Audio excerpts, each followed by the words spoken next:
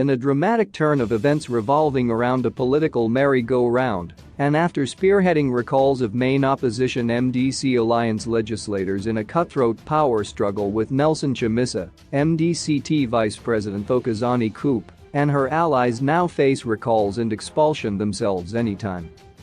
Khupe's lawyers and Cube attorneys have written to the MDC T demanding minutes of a National Council meeting held at Morgan Tsvangirai House on 26 November, where it was resolved that the party vice president and her associates be recalled from parliament and local authorities.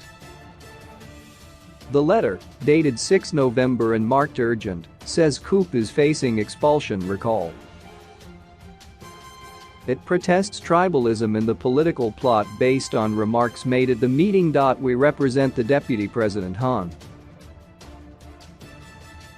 Dr. Thokozani Khupe in this matter, please note our professional interests, the letter says. We have been advised by our client that on the 26th of November 2021, and at Morgan Tsvangirai House, there was a National Council meeting which was held in the capital city. In that meeting, there were certain words that were used by some members, which words were clearly of tribalistic nature. Further, we have been advised that it is in that meeting where certain recommendations were made to recall Dr. Khupe and others from Parliament and local authorities. We are advised that your good office is in possession of such minutes and resolutions.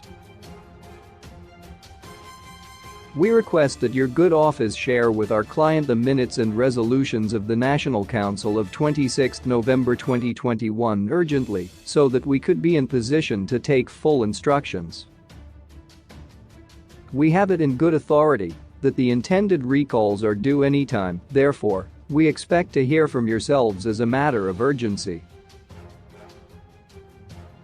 Khupe, in league with MDC T leader Douglas Mwonzora, spearheaded the recalls from Parliament and councils of MDC Alliance MPs and officials respectively in a bid to destroy the Chamisa-led party. After the purges, Chamisa's party however remained standing, while bleeding. In the aftermath of the death of founding MDC leader Morgan Tsvangirai, Khupe waged a fierce battle against Chamisa, who had seized the initiative and taken over the party from her.